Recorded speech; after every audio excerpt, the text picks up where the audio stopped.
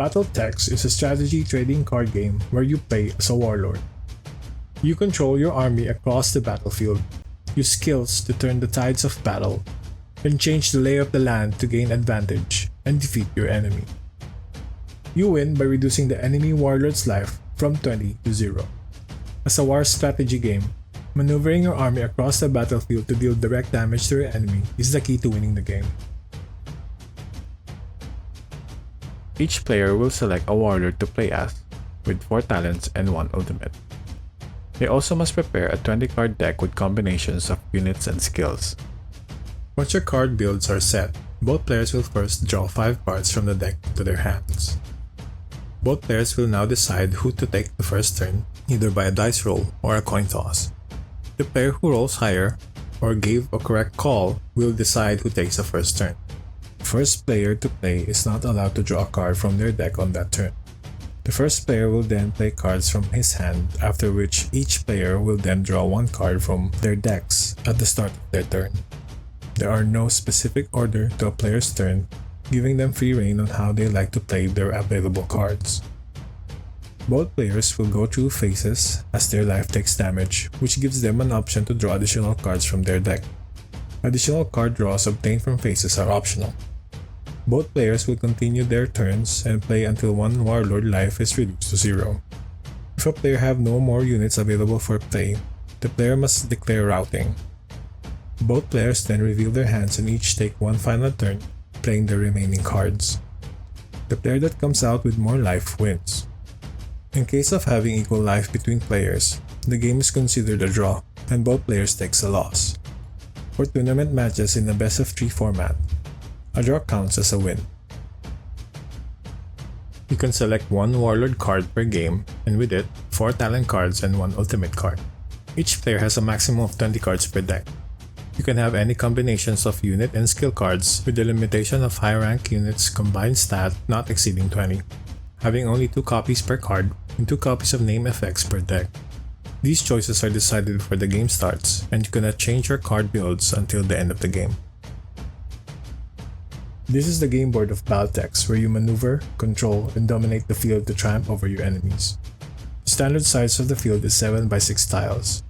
This gives you enough room to plan an attack, lay traps for your enemies, and push them to their demise.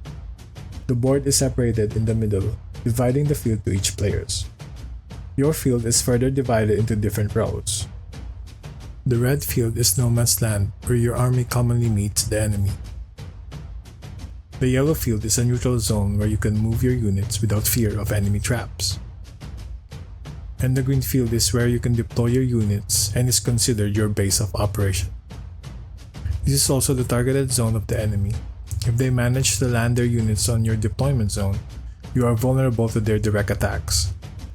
Some card types and effects reference which part of the field you can play them, and could help you mount an attack or fortify your defenses. Being a warlord, you can pick a class to best represent your style and gameplay. A wizard that casts powerful spells from memory.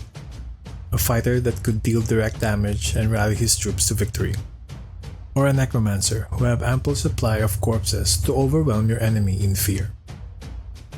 This allows synergies with other components of the game. Your talents, ultimate, units, and skills could function around your selected warrior class, offering freedom in deck builds where 2 of the same class could play entirely different. Your 20 life is divided into 4, which are called phases. Phases alters the game tempo by allowing you to draw more cards from your deck. Each phase allows you to draw additional cards from your deck, which culminates to phase 4, when you can naturally draw 4 cards. This phase mechanic is also the key to unlocking your class's talents and ultimates. Talents allow you to influence the battlefield. You can pre-select what talents and ultimate cards to equip your warlord before the game starts, similar to skill builds in RPGs. You unlock your talent cards per phase, allowing you to use them freely in your turn.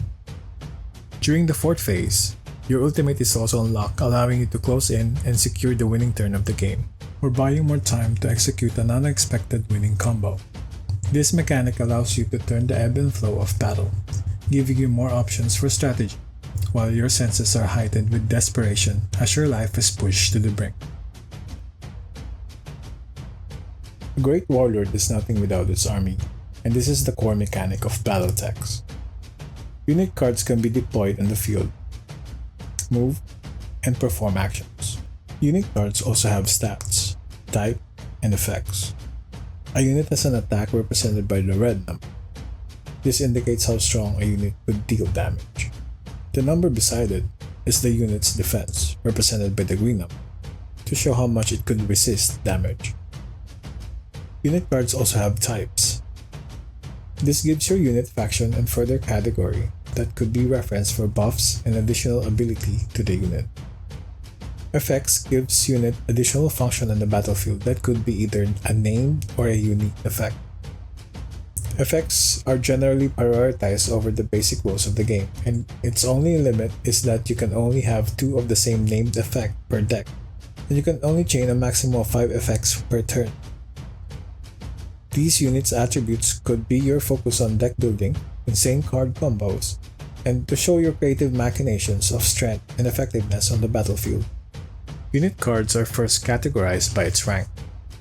High rank and low rank units. High rank units are indicated by a star on their stat sphere, while low rank units are indicated by crossed swords. High rank units are your generals, and the strongest units in your deck,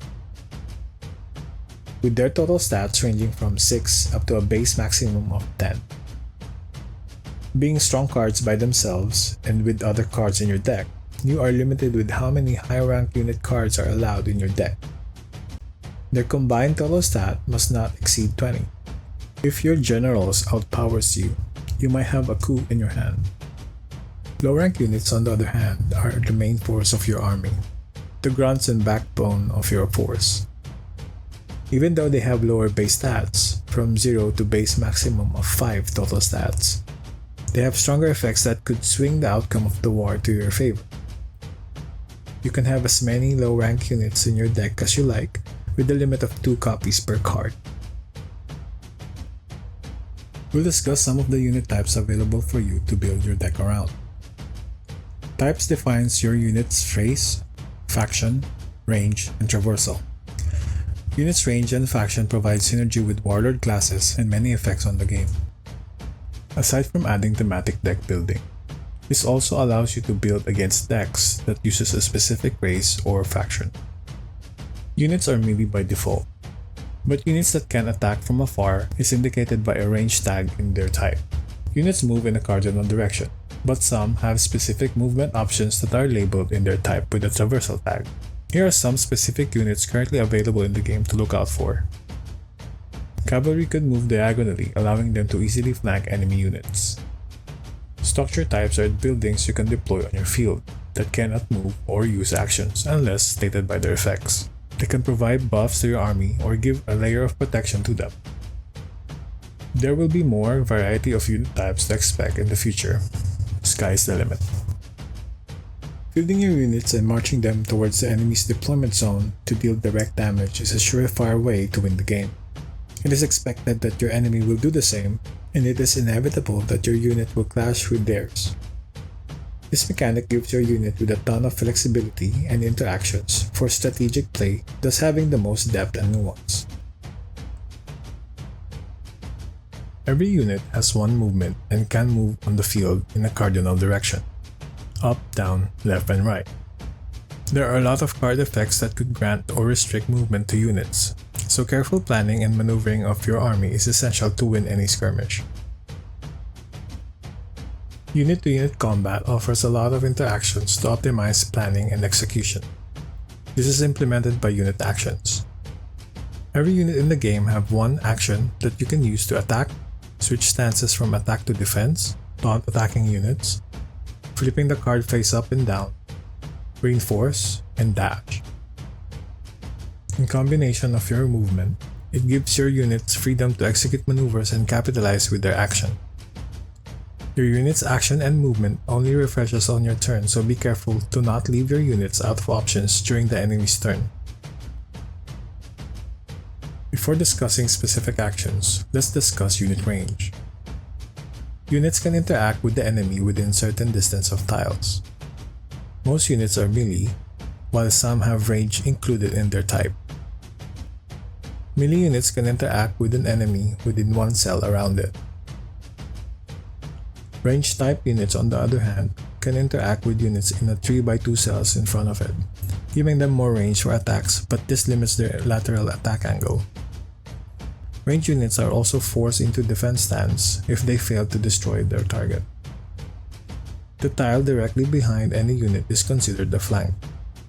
Attacking through the flank of a unit reduces the target's defense by 1. You should keep an eye out for cavalry types, as they can use their diagonal movement to easily flank your units if they are caught in a bad position. Your deployed units can use its action to change stances. Attack stance allows your unit to move and attack. Defense stance prevents you from moving, but it raises your defense by 1, and allowing you to taunt and force any attacking enemy within its range to engage your unit. Flipping the card face up or face down, activating its effects, introduces mind games with your opponent. This system allows your units to have more flexibility and an opportunity to outplay stronger units with preemptive strategies. Be mindful that changing stances uses your unit's action, locking them out of other options till your next turn. You must also keep watch of your units being forced into defense stance for the same reason. Now let's talk about offense. While your unit is in attack stance, you can command your unit to attack an enemy within its range. Your attacking unit's attack stats is compared to the enemy unit's defense stats. Your unit's attack stance must exceed the enemy's defense stat in order to destroy the enemy unit. Succeeding to destroy your enemy allows you to take its tile position. This is only applicable for melee units, as ranged units stays in place after destroying a unit. If your attack fell short or is equal to the enemy's defense, then your attacking unit is forced into defense stance, incurring a stalemate. You can set your unit's stance into defense to zone out attacking enemies. All units in defense stance is considered melee. In exchange from being unable to move, your unit in defense stance can use its action to taunt any enemy unit within its range, forcing the enemy unit to attack it. It is a good strategy to defend the field for control, forcing your enemy to slow down their advance by moving around your defense units, or forcing your enemy to attack in force with reinforcement. Now this is the main mechanic that allows low-rank units to contend with high-rank units. Units can use their action to help other units in attacking or defending, allowing units to combine their stats to contest with the enemies. All attacking units participating in reinforcement must have the defending unit within their range. This also applies to reinforcing a defense. The units reinforcing the defense must have the attacking unit within their range. You can reinforce your units even outside of your turn, allowing you to respond to any attacks. Just remember that reinforcement is an action, so units who spend their action on your last turn won't be able to reinforce your units against attacking enemies.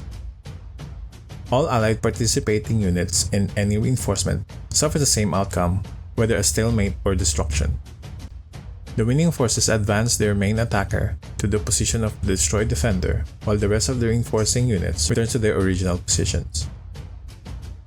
All unit-to-unit interactions are locked and cannot be interacted by any outside units while resolving. All interactions must also be resolved by the end of each turn. This prevents late parties joining the reinforcement until it is resolved. This allows you to rush towards the battlefield at the cost of your action by granting you another movement. This is good for rushing down your enemy, but risky if you're alone and surrounded by enemies. This covers the core mechanic of units and battle techs. Strong and flexible as they are only half of the picture. As a warlord, you have honed multiple skills over decades of training and mastery. Skill cards are additional abilities you can perform on the battlefield. Skill cards is also a major part of your deck and could help you adapt to any situations. They are divided into skill types: command skill, counter skill, trap skill, and terrain skill. Unlike unit cards that mostly have unique effects, all skill cards only have named effects. These are skills that you can only activate during your turn. They are applied instantly with a wide variety of effects. They are mostly single instance effect unless they have duration stated in them. Command skills have the most versatile effect ranges in the game, so feel encouraged to assort them to your build ideals. These are skills that you can only activate during your opponent's turn. They can prevent any command, counter, and terrain skills if stated by their effect. They are your safeguards to nullify strong skills used by your opponent. These are more specific with their targeted counters to prevent nullifying other skills completely, so you must have a good judgment on when's the best timing to use your counters.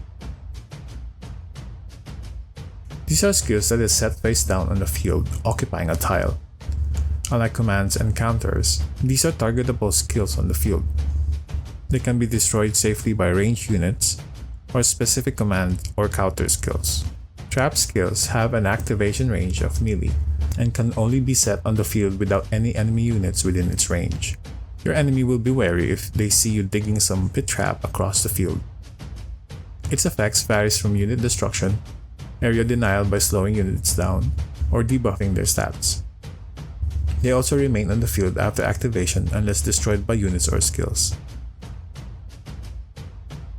These are skills that changes the nature of the field. These changes allows units on both sides to benefit from or get hindered by their effects. They are permanent changes on the field unless prevented by counter skills or effects. Only other terrain skills can override existing terrain on the field, giving priority to the latest activation. These skills mostly add buffs or debuffs to specific unit types, allowing you to build for unit type support or counter. Some terrain skills also changes the elevation of the field. Elevated ground gives ranged unit +1 attack, while entrenched ground gives melee units +1 defense.